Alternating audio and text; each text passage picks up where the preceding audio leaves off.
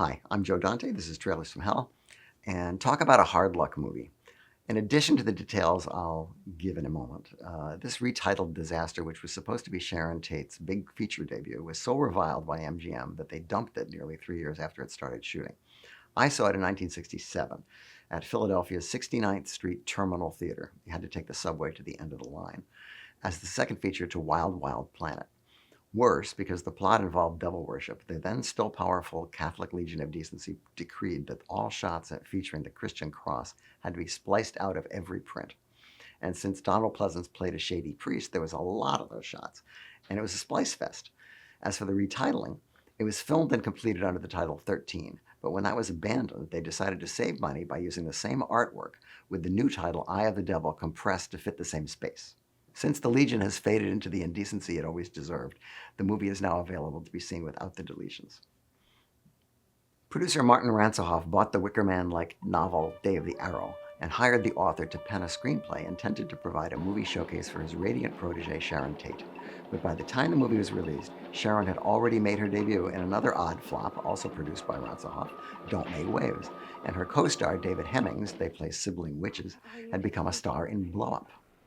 Am I seeking? Or am I being sought? Do the people here think that you're some kind of a magician?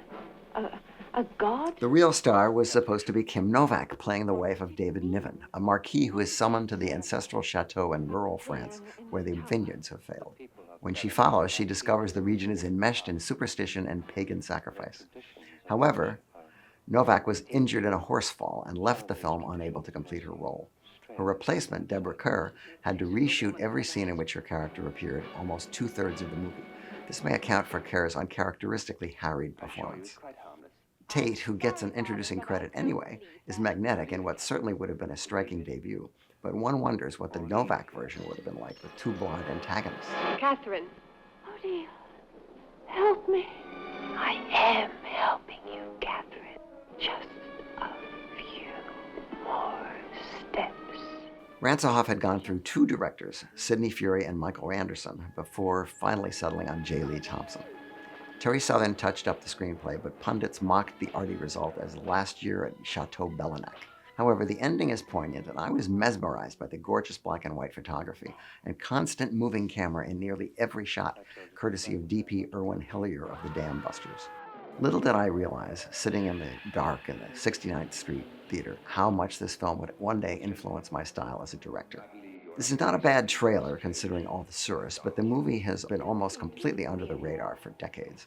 It sometimes pops up on Turner Classic Movies, but it's overdue for a rediscovery. You must all be mad. All of you.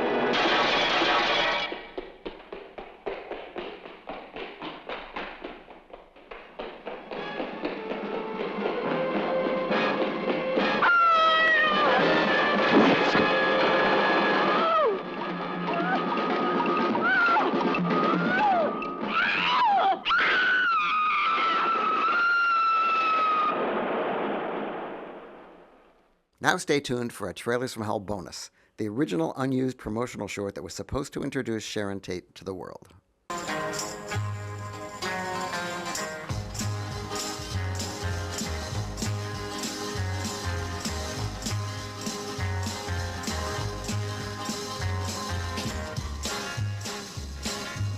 Her name is Sharon Tate. She's today's kind of girl, bursting with youth, beauty, vitality, and hope.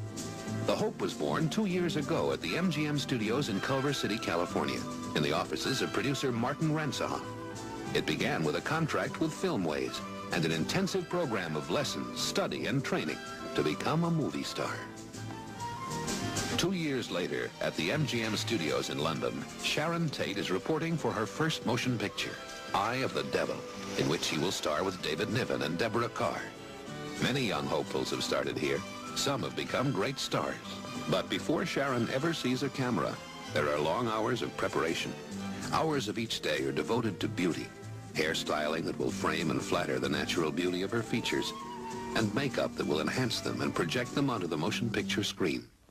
There are other long hours of rehearsal, of analyzing each scene, each movement, with director J. Lee Thompson. Sharon was faced with doing a very big and important part. Could she do it? That was in all our minds. We even agreed that if, after the first 2 weeks, Sharon was not quite making it, that we would put her back in cold storage. We started work. Very soon, we all realized that here was a girl who was tremendously exciting. She had that thing that you can't really explain, star projection.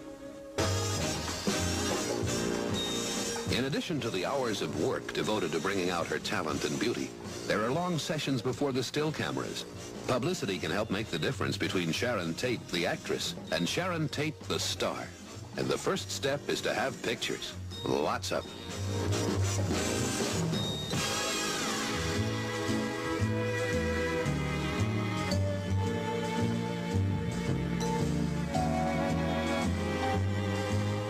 Co-producer John Calley knows the value of publicity and gives close attention to it. And even before the shooting starts on Eye of the Devil, Sharon learns that being a movie star also means being written about, talked about, interviewed. I've discovered, regardless of how many months and years of acting classes that I have had, I've found that I know absolutely nothing at all. So now I can begin.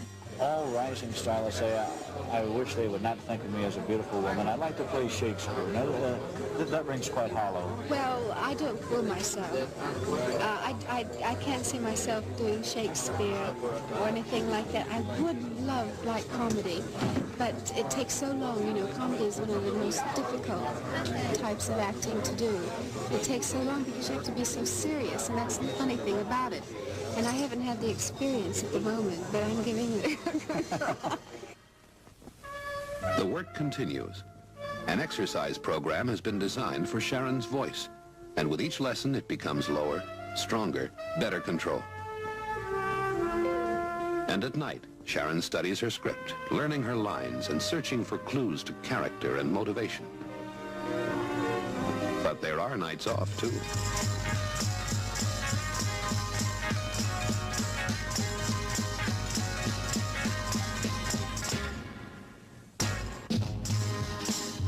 Sharon can usually be found making the scene at one of London's newest, innest discotheques.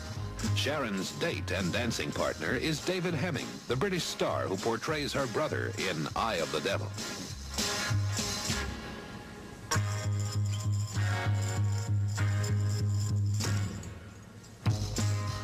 In the noted sights, from the famed lifeguards of the Household Cavalry to the traditional feeding of the pigeons in Trafalgar Square, London is a city of unending interest for Sharon.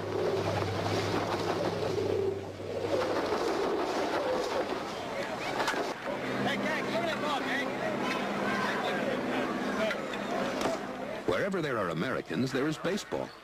But London's Hyde Park is better known for its famous Speaker's Corner, where soapbox orators can always be heard airing their views on every subject imaginable. Big Ben, London Bridge. England is a kaleidoscope of historic sites, like the Tower of London, which now houses England's crown jewels. From historic England to historic France, and the location site for the filming of Eye of the Devil. A medieval castle is the setting for this modern drama of suspense, and for Sharon Tate's first appearance before the motion picture cameras.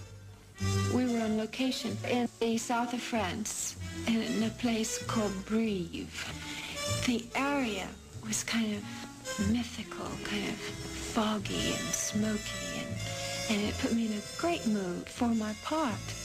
And Lee, you know, he's a very mysterious type man, very, very curious eyes. But he knew exactly what he wanted out of this character and knew exactly how to get it out of me. Sharon was asked to play this very difficult role of a rather witch-like person. It was asking a newcomer to do a lot. She takes direction beautifully. Very soon she began to realize that the camera was a friend. An aspiring actress must learn to be at ease with the cameras and complex pieces of equipment that crowd the set, and more importantly, with her technicians and fellow actors.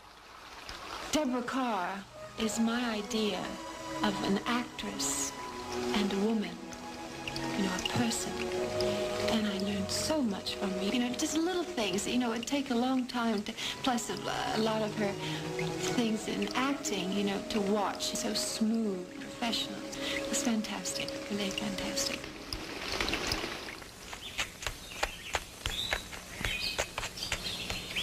The motion picture day starts early. A car is waiting to take Sharon to the day's location, this time a vineyard near the castle. A few pauses in the day's shooting schedule allow time for a quick cup of coffee or a brief session with the ever-present still photographers. It's hard work, but for 22-year-old Sharon Tate, it's fun. The first day that David walked on the location, when I was younger, I thought, well, this is the man I'm going to marry. So when he came up, I told him, I said, well, I had plans for marrying you for many years. Oh, gee, he's so suave and so elegant and so handsome and witty. And the funny thing about it is I did my first film with him. Sharon is a great discovery. First of all, she's a fabulous looking bird, and she's got all the fun and spark and go. She's a marvelous girl. She's up on cloud nine, Sharon is, and I think she's a very, very good actress. And I think obviously she's going to make a big hit in this picture. But don't you think that kind of ultimatum should come from Philippe? Well, has Philippe said nothing to you? Did he say he would? Did he lie to you? Oh, but you must be used to that by now. Men always lie. Personally, I have no use for them. Catherine, what's the matter? Is the sun bothering you? Are you all right? Would you like to go in? You're getting very tired. Would you like to go in? Your eyes are heavy. You must go to sleep, Catherine. Careful, Catherine. You might fall. Take my hand. Oh, dear. Help me. I am helping you, Catherine. I am helping you. Just a few more steps, then you'll be safe. And you can hold my hand. Take it, Catherine.